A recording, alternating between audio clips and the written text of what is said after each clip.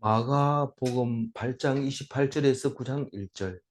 예수와 제자들이 빌립보 가이사랴 여러 마을을 나아가실새 길에서 제자들에게 물어 이르시되 사람들이 나를 누구라 하느냐.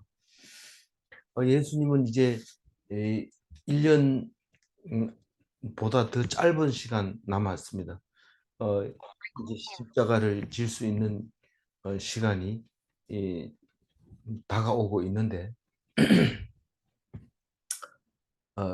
드디어 본색을 드러냈습니다. 본색이 뭐냐? 우리를 위하여 십자가에 달려 돌아가시고 3일 만에 다시 살아나겠다. 그것이 본색입니다. 예수님의 본색은 하나님이시고 우리들은 그 예수님을 본받아야 하는 그리스도인입니다. 어제 최초로 바리새인과 헤롯의 누룩을 조심하라 그렇게 말했을 때 제자들은 도대체 무슨 말인지 전혀 이해를 하지 못했습니다. 오직 제자들은 떡 생각만 하고 있습니다. 우리는 제자들처럼 교회에 나와가지고 돈 생각만 하고 있어요. 그런데 예수님은 둔하다고 야단치면서 믿음이 없다고 얘기하면서 보고도 보지 못하고 들어도 듣지 못하는 길을 가졌다고 야단치면서 헤롯의 누룩은 믿음이 없는 것인데 너희들이 누룩이 들어가면 누룩은 다 들어있습니다. 다 믿고 있는 건 아닙니다. 다 누룩은 들어있어요. 그러나 환경 조건만 맞으면 다 썩게 만들고 죽어버립니다. 우리가 믿음이 없는 것은 안 나타납니다.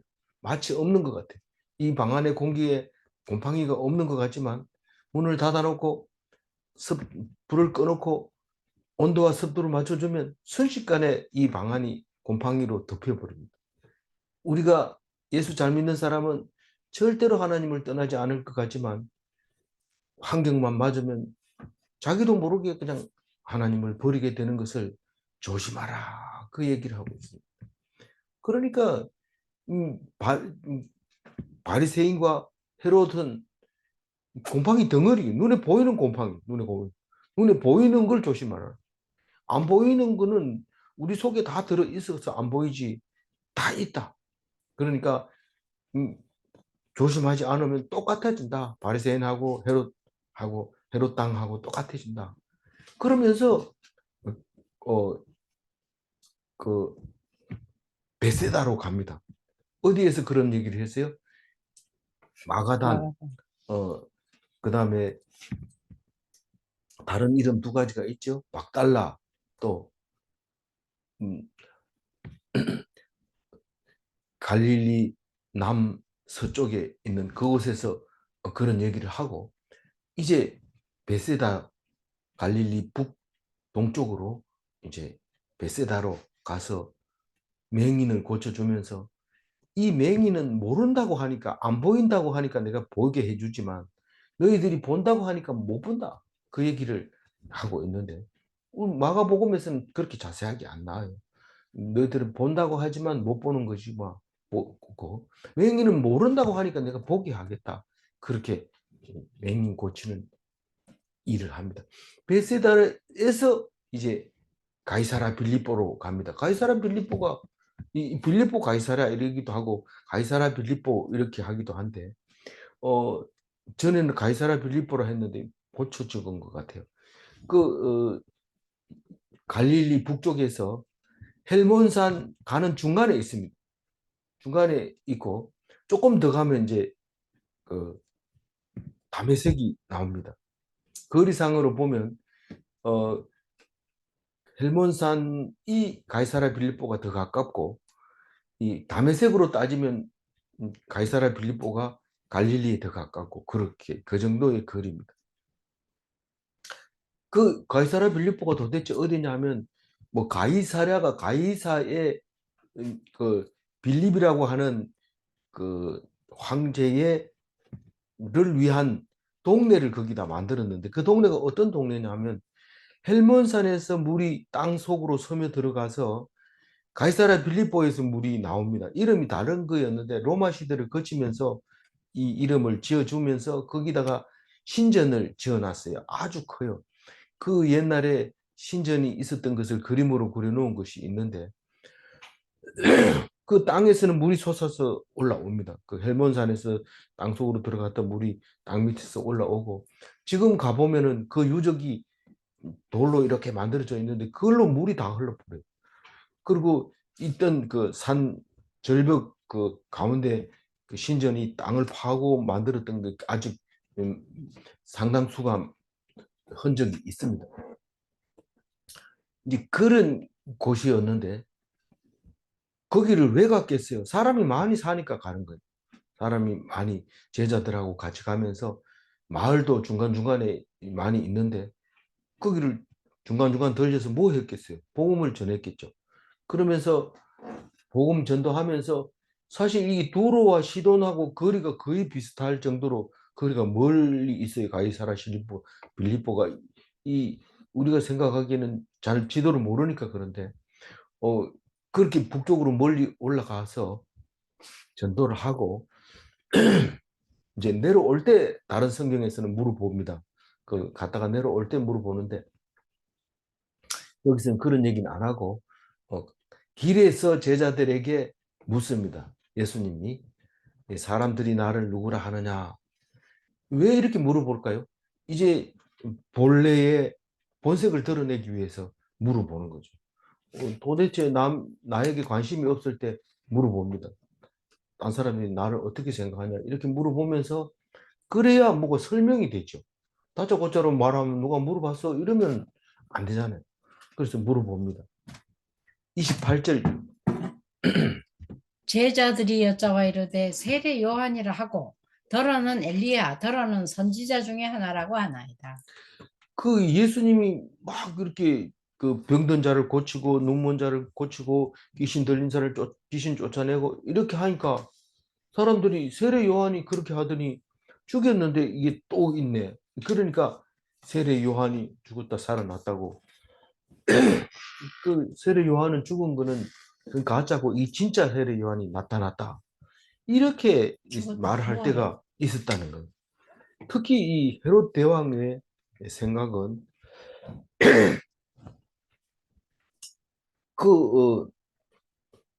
그렇게 생각을 해서 진짜 세례 요한하고 똑같이 닮았느냐 내 세례 요한 목 잘랐는 거 내가 얼굴은 봤는데 예수 얼굴은 못 봤으니까 한번 보자 그래가지고 나중에 이제 보려고 애를 쓰는 것을 볼 수 있습니다. 그리고 또 누가 엘리야라고 말합니다.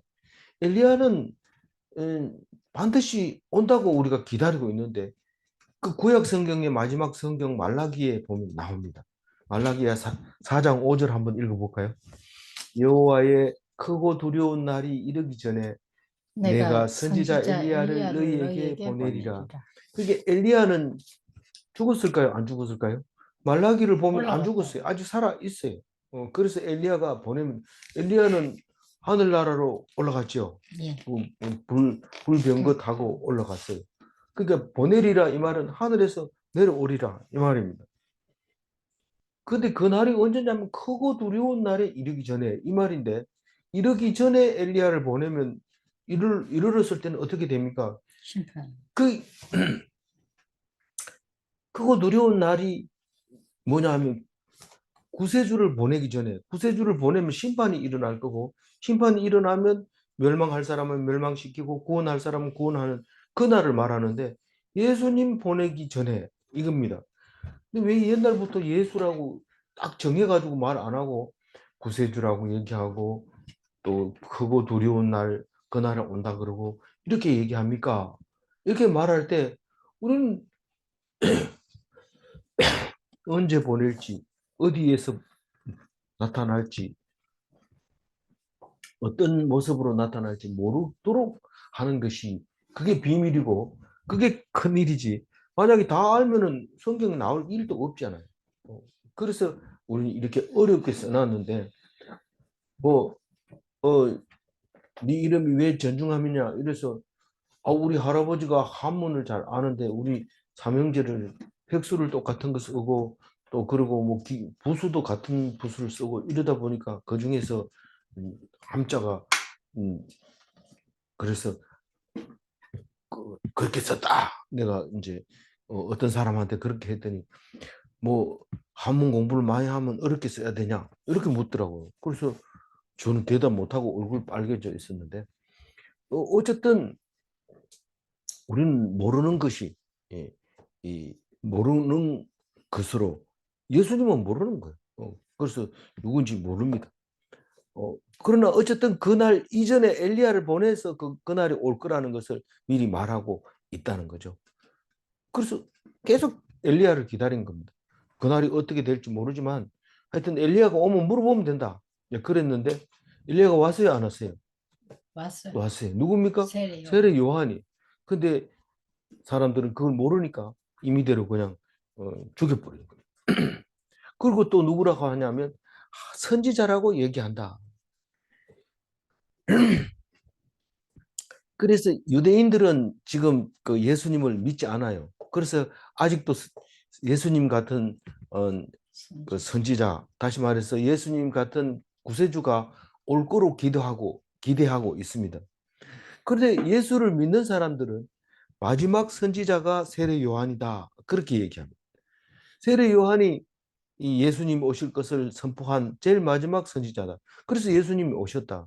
근데 유대인들은 예수님을 죽였을 뿐만 아니라 아직도 예수님이 안 왔다고 믿고 있기 때문에 선지자 중에 하나다. 그러다 보니까 무슬림도 따라서 예수님이 누구냐 이러면 선지자 중 하나다. 뭐 엘리야도 있고 이런데 여러 사람 중에 뭐 예수는 그런 사람이었다. 그 정도밖에 기록을 하지 않고 또 말씀을 전하지 않고 있습니다. 29절 읽어봅니다. 또 물으시되 너희는 나를 누구라 하느냐. 베드로가 대답하여 이르되 주는 그리스도 신이이다 하매. 사실은 뭐 우리가 남들이 뭘 세례 요한이라 합니다. 엘리야라 합니다. 선지자 중 하나라고 합니다. 이렇게 말할 때 그 사람 마음속에 그게 들어 있는 거예요. 그래서 그걸 표현하는 거예요. 근데 반장은 좀 다릅니다. 반장은 이렇게 물으니까 대표로 딱 나와서 대답을 합니다. 주는 그리스도 신이다. 그 마태복음에 보면 주는 살아계신 하나님의 아들입니다. 이렇게 얘기합니다. 우리가 대표가 되면 좋을까요? 나쁠까요? 대표가 되면 좋기도 하고 나쁘기도 하지만 이런 거 물을 때 정신을 바짝 차립니다. 이게 내가 이 반들을 다 이끌어 가야 되는데 예수님의 제자를 다 이끌어 가야 되는데 이걸 위해서 내가 정신을 차려야 되겠다. 베드로는 똑바로 얘기합니다. 주는 그리스도시요 살아계신 하나님의 아들입니다. 라고 딱 얘기를 합니다. 뭐 여기는 이제 복잡한 얘기는 안 하지만 예수님은 절대로 말하지 마라 이럽니다. 30절 읽어봅니다. 이에 자기의 일을 아무에게도 말하지 말라 경고하시고. 왜 아무에게도 말하지 말라고 할까요? 아직 때가 안 됐다. 지금 다 됐다면서 그래도 6월절까지는 참아라. 이거죠. 근데 사실 6월절까지 참는 게 아니라 예수님이 십자가에 돌아가시고 그리고 부활하신 다음에 그 말씀이 무엇인지 알아듣게 되고 우리는 살아 있는 돌아가시지 않은 영원한 우리 속에 있는 그 하나님이라는 것을 굳게 믿게 됩니다. 근데 그거를 얘기를 안 합니다. 우리가 성경을 볼 때 뭐 사람들이 많으면 좋을 것 같지만 예를 들어서 묵상교회가 교회 간판 붙이면 손님 많이 제일 먼저 뭐 합니까? 교회 합니다. 이러면 몇 명 나옵니까? 제일 먼저 그걸 물어봅니다. 누구에게 물어봐도 그런 얘기합니다. 근데 그 몇 명 나오면 어떻게 하려고요? 아니 뭐 많이 나오면 나도 가고 적게 나오면 나도 안 가려고요. 이런 말입니다. 그게 100%그 얘기입니다. 그런데 성경은 아무에게 말하지 말라 이 말은 니만 알고 있으라 그 얘기입니다. 뭐 니만 압니까? 그 옆에 사람도 알게 되겠지만 그 사람들 많이 있는 데서 얘기하지 말라고 했으니까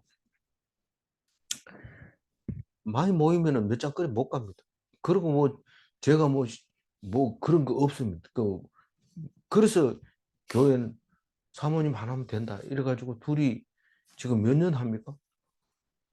학교에서는 학생들하고 여럿이 했지만 이 은퇴하고 지금 4년이 넘어가고 있는데 여태까지 주일날은 둘이 하고 있는데 물론 셋, 넷 올 때도 있긴 있었지만 올해는 뭐 어쨌거나 기도 제목이 있다. 올해는 좀 예, 최소한 2명은 주세요. 그렇게 이제 기도하고 있죠.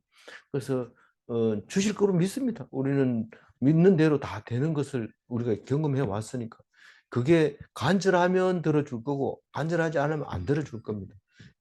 하나님께서 연말이 되기 전까지 예, 주실 거라고 믿습니다. 그래서 여기 보면 31절 읽어야죠.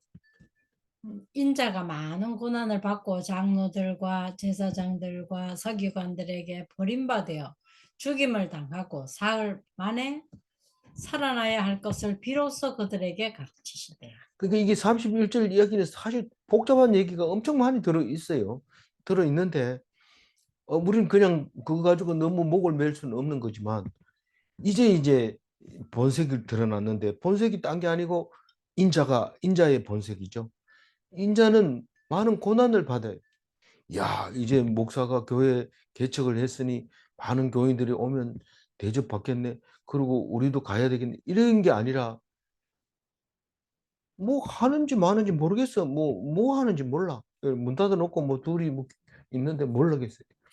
그런 뭐 사람들이 상식적으로 이해가지 않는 일을 하고 있는데 그게 고난이 되는 거예요. 상식적으로는 우리가 편안하게 더 좋은 일을 선택한 거 아니냐? 좋으려고 한 거지 나쁘려고 한 거냐? 그렇게 말할 거지만 좋으려고 하는 것은 세상 좋으려고 하는 것이 아니라 진짜로 좋은 것을 위해서 많은 고난을 받게 된다. 인자가 뭐라고 그랬죠? 사람의 아들을 말하는데 그 누구를 말하는 거예요? 예수님이 자기 스스로를 얘기할 때 꼭 인자라고 표현했어요. 그거는 뭐 우리가 그렇게 알고 읽으면 됩니다. 거기 의미는 그전 여러 번 얘기했으니까요. 제일 중요한 건 고난을 받아야 돼요. 실제로 고난 받습니다. 이제 네가 유대인의 왕이냐? 그러면서 채찍을 때리고 조롱을 당하고 침을 뱉고 그런 것입니다. 뭐 사형을 하면 그냥 사형하지 옆구리에다 왜 창은 찌르고 뭐 그렇게 합니까? 뭐 그게 다 고난입니다. 사형수가 그냥 순조롭게 안 죽게 만드는 거죠. 근데 누구에게 버림을 받느냐면 장로들과 대제사장들과 서기관에게 버림받습니다. 예수가 누굽니까? 유대인 아닙니까? 장로가 누굽니까? 유대인의 장로 아닙니까? 대제사장이 누굽니까? 유대인의 대제사장. 서기관이 뭡니까? 유대인들이 하고 있는 또 행하고 있는 모든 것들을 기록하고 있는 그 서기관 아닙니까? 장로는 바리새인 아니에요. 바리새인. 유대인이 바리새인도 있고 사두개인도 있고 에세네 파도 있고 그런 거죠. 유대인 이스라엘 백성을 말하고 있는 거죠. 우리 사모님 저래 질문하면은 아유 사모님도 모르네 이러지만 다 똑같아요. 순간적으로 뭐 다 기억이 안 납니다. 뭐 왜 유대인이냐 이러는데 유대인이죠. 대제사장은 그 사두개파고 장로들은 바리새파고. 아직도 이해가 안 가는군요. 지금 북이스라엘을 망하고 남유다만 남아 있어요. 예, 그러니까 유대인이에요, 전부 다. 예. 예. 그러니까 뭐 파가 어떻든지 간에 유대인입니다.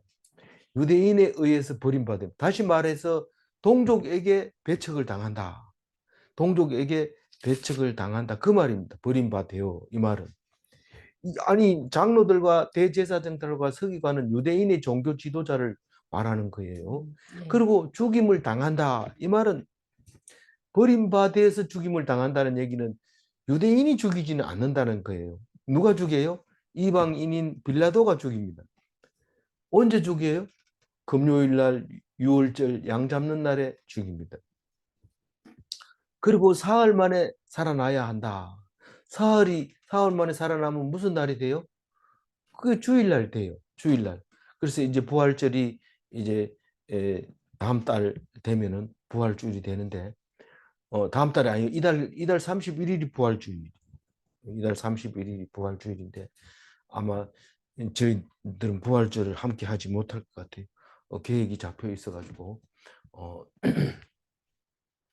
어쨌든 죽임을 3일 만에 다시 살아나는 것은 어, 유월절 다음 날 살아났기 때문에 우리는 유월절을 지키지 않고 부활절을 지킵니다. 그 유월절이 부활절이고 그렇습니다. 어, 그렇게 다 살아날 것을 비로소 그들에게 가르치시되, 그들이 누굽니까? 제자. 제자들이죠. 제자들에게 가르칩니다. 그걸 가르치면 반응이 올 거 아닙니까? 반응이. 내가 죽을 거다. 그리고 3일 만에 다시 살아날 거다. 이런데 살아나는 거는 둘째 치고 고난받고 버림받음을 당하고 죽임을 당하는 거, 그거를 견딜 수가 없어요. 우리는 지금 왕으로 모시고 아주 큰 기대를 하고 예수님을 따라다니는데 이게 뭔 소리인지 알 수가 없어요. 그러나 죽어야 다시 산다는 사실을 모르고 있습니다. 누가요? 베드로가. 죽지 않으면 부활할 수 없다는 사실을 모르고 있습니다. 언제 압니까? 나중에 자기가 죽을 때쯤 압니다. 그래서 나는 죽긴 죽는데 예수님처럼 죽는 것이 너무 과분하다. 그래가지고 거꾸로 매달아서 로마에서 죽임을 당하게 되는 게 베드로입니다. 베드로. 베드로가 뭐라 합니까? 32절 읽어봅니다. 어, 드러내놓고 이 말씀을 하시니 베드로가 예수를 붙들고 항변하네. 만약에 베드로하고 둘이 얘기하면 그래요? 이 정도밖에 안 할 텐데 드러내놓고 공개적으로 그 제자들 앞에서 얘기하니까 반장이 그냥 있을 수 있나요? 견딜 수가 없어요. 그래서 붙들고 항변을 하는데 여기서는 그냥 간단하게 얘기하는데, 여기서 마태복음에서는 이렇게 얘기해요. 마태복음 16장 22절에는 뭐라 하는지 한번 읽어봅니다. 베드로가 예수를 붙들고 항변하여 이르되 주여 그리 마옵소서, 이 일이 결코 주께 미치지 아니하리이다. 베드로는 용감하고 멋있고 하고 싶은 얘기 다 합니다. 그러나 고난을 받는 걸 자기가 고난을 주는 게 아니잖아요. 버리는 것이 자기가 버리는 게 아니잖아요. 유대인이 버리잖아요. 그리고 죽임 당하는 게 뭐 자기가 죽이는 게 아니고 빌라도가 죽이잖아요. 근데 자기가 무슨 뭐 거기서 발부둥질 치고 퍼덕거려 봐야 소용이 없는 거예요. 근데 나중에 알고 보니까 죽지 않으면 다시 살 수 없구나. 그런 생각을 하고 나면 베드로는 감동하는 거죠. 감격하는 거죠. 나도 예수님처럼 죽어야지. 그렇게 죽게 되는 결과를 얻게 됩니다. 33절 읽어봅니다. 예수께서 돌이키사 제자들을 보시며 베드로를 꾸짖어 이르시되 사탄아 내 뒤로 물러가라. 내가 하나님의 일을 생각하지 아니하고 도리어 사람의 일을 생각하는도다 하시고. 그렇게 3년 동안 따라다닌 제자들한테 너무 심한 거 아닙니까?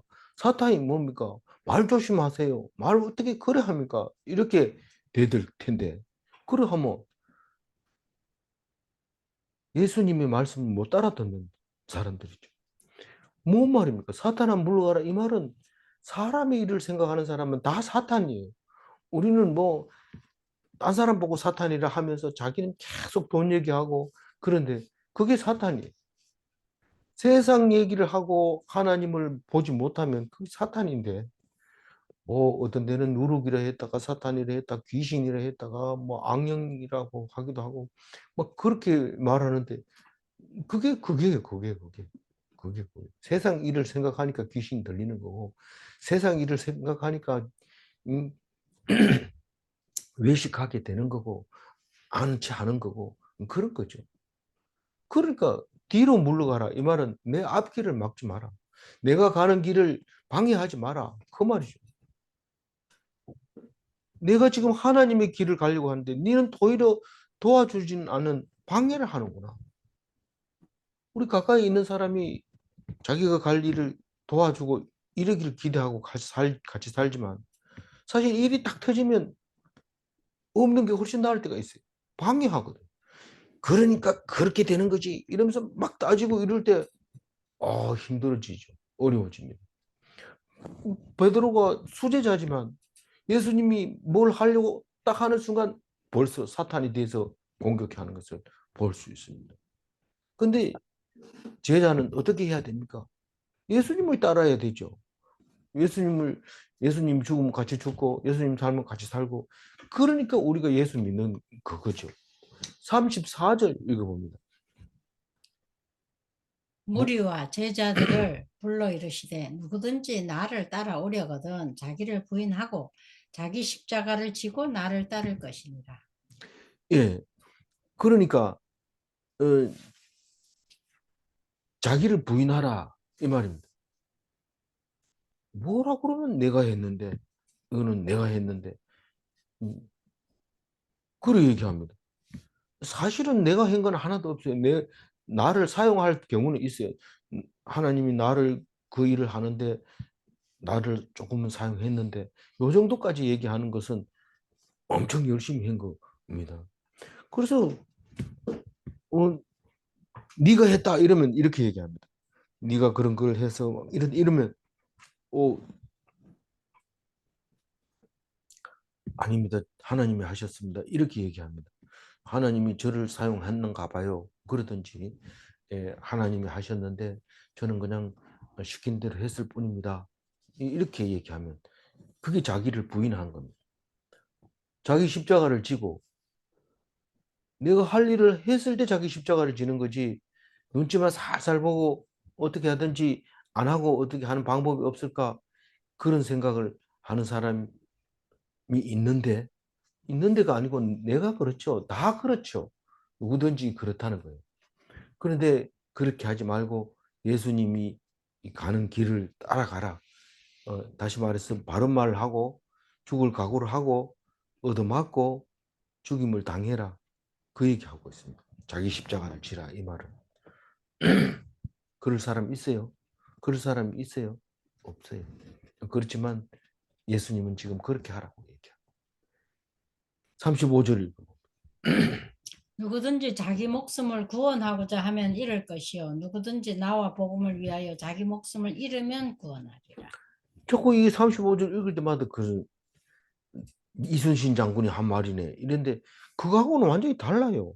뭐냐면 그 죽을 사람은 누구냐면 자기가 자기 목숨을 위하여 구원하려고 애를 쓰는 사람은 자기가 죽습니다.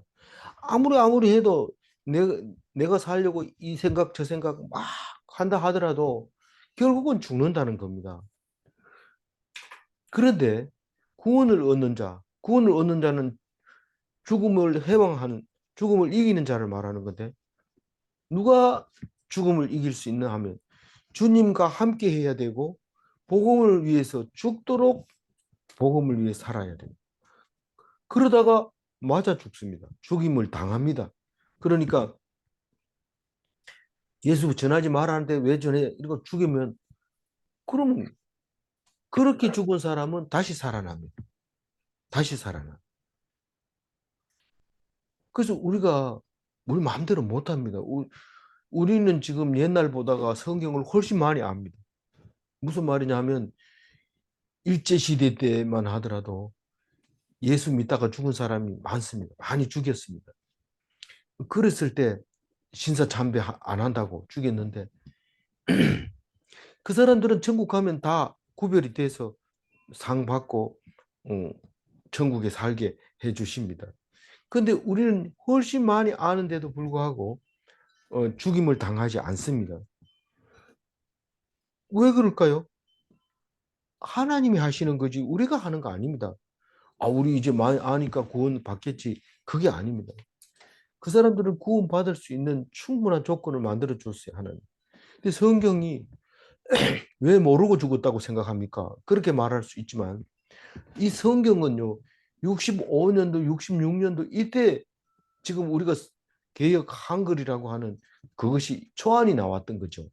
지금은 개역 개정이라고 하는 아주 정확하게 알아들을 수 있는 말로 바꾸는 그 성경을 읽고 있기 때문에 훨씬 많이 알고 있습니다. 그래서 복음을 위해서 목숨을 잃으면, 죽임을 당하면 다시 살아난다. 죽은 자 가운데서 다시 살아난다. 그 얘기를 35절에 그렇게 하고 있는 겁니다. 35절 다시 한번 읽고 넘어가요. 누구든지 자기 누구든지 자기 목숨을 목숨을 구원하고자 구원하고자 하면 하면 잃을 잃을 것이요. 것이요. 누구든지 누구든지 나와 나와 복음을 복음을 위하여 위하여 자기 자기 목숨을 목숨을 잃으면 잃으면 구원하리라. 구원하리라. 누가 구원한다고요? 내가 구원 스스로 하는 거예요? 아니잖아요. 하나님이 구원시켜 줍니다. 안 시켜주면 어떻게 해요? 그거는 불신이기 때문에 복음을 위해서 일하는 사람이 아닙니다. 그래도 속을 것 같은데요. 그러면 그 사람은 구원을 얻을 수 없습니다. 믿습니다. 믿어야 돼요. 그러면 구원 얻습니다. 아무래도 아닌 것 같다. 그러면 그건 불신이라고 생각하고 나는 지금 안 믿고 있구나 하는 것을 하나님한테 얘기하고 믿음을 달라고 해야 돼요. 36절 읽어볼까요? 사람이 만일 온 천하를 얻고도 자기 목숨을 잃으면 무엇이 유익하리요? 온 천하를 얻고도 목숨을 잃으면 무엇이 유익하리요? 이렇게 얘기하잖아요. 그래서 나는 그렇게 살라고 발버둥질 쳤어. 좀 비겁하지만 그래서 살려고 숨었어. 이런데 그럼 죽습니다. 그러면 죽어요. 앞에서 설명은 다 했지만 근데 목숨을 기한데 그럼 내놓고 죽여라 이렇게 말하는 게 맞나? 이 36절 읽어봐라. 온 천하보다도 귀한 게 목숨인데 그렇게 하면 죽는다. 그러니까 목을 쳐라 이렇게 해가지고 그 사람이 쳤다면 그 사람은 죽은 자 가운데서 다시 살린다. 그러나 네가 살려고 거짓말하고 발부둥질 치고 손 싹싹 빌면서 살려주면 뭐든지 하겠습니다. 뭐든지 하기는 얼마나 합니까? 몇 년 못하고 죽어버려요. 그렇게 죽는다는 거예요. 그건. 그래서 살려고 하면 죽는다. 그 얘기를 하고 있습니다. 그 다시 말해서 구원은 뭐라고요? 다시 사는 게 구원입니다. 구원을 오해하면 안 돼요. 안 죽는 게 구원이다 이런데 안 죽으면 구원 못 해요. 죽어야 다시 살아요. 그런데 왜 신앙 고백할 때 어, 음, 몸이 다시 사는 것과 영혼이 사는 것을 믿습니다. 그거는 우리가 우리에게 우리 수준에 우리 눈높이에 맞춰서 설명하려면 그렇게밖에 말을 못하니까 그렇게 한 거죠. 반드시 죽어야 됩니다. 죽은 자 가운데서 다시 삽니다. 예수님은 몸이 다시 사셨어요. 죽은 자 가운데서. 그러면 화장하면 안 되겠네. 그런 게 아니라 죽은 자 가운데서 다시 사는 것. 몸이 다시 산다는 것은 우리가 능력이 없어서 몸을 다시 못 살립니까? 에스겔서를 보세요. 그 먼지, 그 뼈다귀, 그거 가지고 살립니다. 하나님은 원소를 만드시는 분인데 우리가 그거를 못 찾아서 먼지에서 우리를 만들었다가 다시 먼지가 됐다 하더라도 우리를 다시 살립니다. 몸이 다시 삽니다. 그 신앙 고백이 잘못된 거 아닙니다. 그렇게 하면서 36절에 천하보다 귀한 목숨이라고 얘기합니다. 근데 이건 어떻게 얻느냐 하면 십자가 사랑으로 얻는 거예요. 십자가 사랑으로. 이게 없이 음, 사랑 없이 그냥 음, 죽는 거는 죽는 거고 사랑을 위해서 죽는 것은 그것은 구원받는 사랑인 거다. 근데 그거를 설명하는 것이 요한복음 15장 13절에 나와 있어요. 제가 자주 인용하는 건데 한번 읽어볼게요. 사람이 친구를 위하여 자기 목숨을 버리면 이보다 더 큰 사랑이 없나니 이 말을 할 때 우리는 사랑이 도대체 무언가를 알아야 됩니다. 그래서 여러 번 얘기했지만 이것은 적극적인 완전 피동의 사랑입니다. 이 적극적인 완전 피동의 사랑이라는 것은 내가 너희들을 사랑한다 입으로 말해야 돼요. 그리고 죽이면 발버둥질 치고 음, 나는 안 죽을래. 네가 나를 배신하다니 이럴 수 있느냐 이렇게 하는 것이 아니라 기꺼이 죽는 거예요. 네가 나를 죽이는구나. 그러면 하나님께서 나를 살릴 것이다. 입으로 너가 너한테 필요한 것은 나의 죽음이라면 내가 죽겠다는 거죠. 그게 예수님의 십자가입니다. 동족에게 배척을 당하고 죽임 당하는 것이 친구를 위하여 자기 목숨을 버리는 겁니다. 내가 너를 위해서 죽겠다 이게 아니라 친구가 어떤 이유에든지 배척을 하고 나를 죽이려고 할 때, 그래, 그러면 내가 그게 나의 십자가구나. 그리고 내 십자가를 질 때 그것이 음, 완전한 피동으로 죽임을 당하게 되는 거죠. 그게 제일 큰 사랑이고 예수 십자가 사랑이고, 그렇게 했을 때 다시 살 때 천하보다 귀한 목숨이 살아나는 거예요. 그게 구원받는 거죠. 37절 읽어봅니다. 사람이 무엇을 주고 자기 목숨과 바꾸겠느냐. 목숨을 대신할 수 있는 것은 세상에 아무것도 없습니다. 이 눈으로 보는 모든 것을 다 주고 목숨하고 바꿀 수 있는 것은 없습니다. 목숨이 얼마나 중요한지 모릅니다. 근데 이 목숨을 오해하면 안 돼요. 내가 어떻게 할 수 있는 거, 내가 자살하는 거, 자살 안 해도 하나님 말씀 모르면 죽어요. 자살하는 거는 살인이고, 음, 자살 안 해도 자기 목숨은 죽는 거예요. 그런데 하나님 앞에 하나님께 붙어 있으면, 예수님과 함께 있으면 그 목숨은 죽는 게 아니에요. 살아있는 거예요. 사는 거예요. 안 죽는 거예요. 그래서 37절 얘기를 읽을 때 잘못 37절만 잘못 읽으면 결국은 자기 목숨을 구원하려고 하다가 잃어버리는 거예요. 자기 목숨을 잃어요. 38절 읽어. 누구든지 이 음란하고 죄 많은 세대에서 나와 내 말을 부끄러워하면 인자도 아버지의 영광으로 거룩한 천사들과 함께 올 때에 그 사람을 부끄러워하리라. 이 38절도 참 많은 내용이 들어있지만 그런 겁니다. 이 예수님 말씀을 부끄러워하면 예수 재림의 날에 내가 너를 그 사람을 부끄러워하리라, 그렇게 얘기를 하고 있는 말이죠. 근데 왜 음란한 세대에 죄 많은 세상에서 하는 예수님의 말씀을 부끄러워하기가 쉬울까요? 우리는 그 어떤 장로님이 교회 처음 나갈 때는 부끄러워서 성경을 신문지에 싸가지고 들고 갔대요. 지금은 성경도 안 가지고 교회 갑니다만 그렇게 했는데 그게 부끄러운 게 아니고 수준이 높아지면 예수님의 말씀이 얼마나 영광스러운지 모릅니다. 성경을 보란 듯이 들고 지하철을 타고 깨끗하게 옷 입고 다니면 사람들은 별 특별한 사람으로 봅니다. 거룩한 사람으로 봅니다. 그래서 물어보기를 전도사님입니까? 이렇게 물어봅니다. 그냥 안 물어. 나는 그럼 평신도입니다.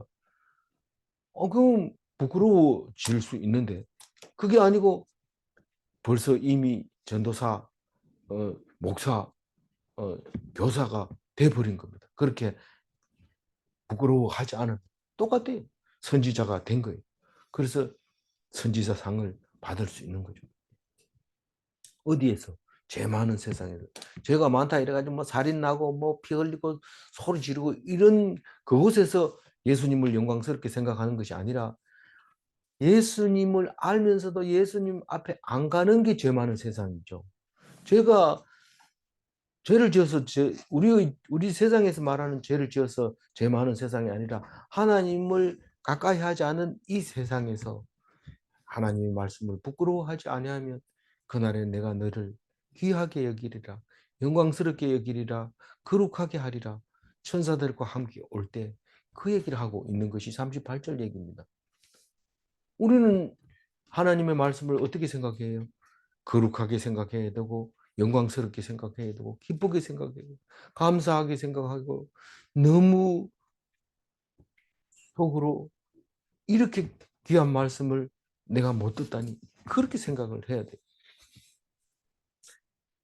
그렇게 해야 하나님이 나를 만날 때 어이구 네가 이제 오는구나, 내가 너를 기다렸다, 얼마나 기쁠까요?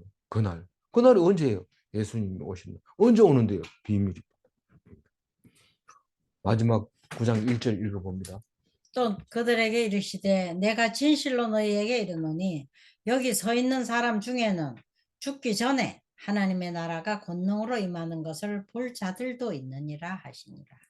이 사실은 이 9장 1절이 왜 38절에 붙어 있어야 되느냐? 이거를 생각해 보면 9장 1절을 잘 해석할 수 있어요. 근데 이게 그거를 생각 안 하고 9장 1절을 왜 여기다 붙여놨지? 이런데 사실 9장 1절 얘기가 뒤에 나오는 거고 앞에 38절하고 연결되는 겁니다. 무슨 말이냐면 하나님의 나라가 권능으로 임하는 것을 너희들 뭐 12명은 넘겠지만 12명의 제자들 중에는 하나님의 나라가 권능으로 임하는 것을 볼 자가 있다. 이렇게 얘기합니다. 그래서 이게 많은 사람들이 이걸 읽으면서 예수님 부활하는 것을 말하는 거 아니냐? 아니면 아니다. 성경 강림하는 걸 그걸 말하는 것 같아. 성경 강림 그것도 아니고 AD 70년에 이 예루살렘이 멸망하는 그거 얘기하는 거 아닐까? 그것도 아니고. 그럼 예수 재림이다 그러면. 그것도 아니라는 거. 그럼 뭐냐? 이 내일 읽어야 되는 예수님의 변화산에서의 모습을 말하는 거라고 생각할 수밖에 없습니다. 그래서 아버지의 영광으로 거룩한 천사들과 함께 올 때는 거룩한 천사들은 결국은 누굽니까? 모세고 엘리야고. 그래서 모세와 엘리야가 예수님과 함께 만나서 그 흰옷을 입은 것처럼 그 광채가 나는 그 영광을 보여주는데 몇 명이 봐요? 제자들 중에 세 명. 세 명이 봐요. 누구요? 베드로, 야고보, 요한. 이 야고보하고 요한은 두 형제지만 베드로 형제 안드레는 안 나와요. 예, 안 나오더래요. 이 제자 중에서는 안 나오더래요. 이런 뭐가 안 나오는데 안드레가 안 나와요. 그거를 고백했거라. 그렇게 세 명만 아버지의 영광으로 거룩한 천사들과 함께 올 때, 인자가 올 때, 그때 보게 되는 거예요.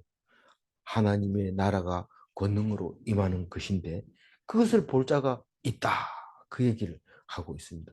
근데 사실은 제가 이 9장 1절을 읽을 때 어떤 생각을 들었냐면은 요한복음 21장 22절이 생각이 났어요.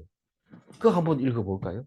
예수께서 이르시되 내가 올 때까지 그를 머물게 할지라도 내게 내가 무슨 상관이냐? 너는 나를 따르라 하시더라. 이 베드로를 보고 네가 나를 사랑하느냐? 네가 나를 사랑하느냐? 네가 나를 사랑하느냐? 이래 놓고 나를 따르라 이렇게 했어요. 그러니까 예수 뒤를 졸졸 따라가면서 베드로가 힐끔 보니까 요한이 있어요. 요한이 그 나이가 제일 적거든요. 12제자 중에서. 제일 적은데 거기 앉아가지고 있는 걸 보고 쟤는요, 쟤는 안 따라갑니까? 이렇게 얘기합니다. 그러니까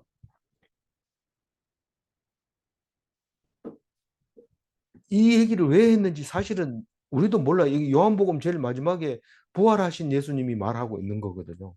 부활하신 예수님이 요한복음 마지막에서 이 얘기를 했는데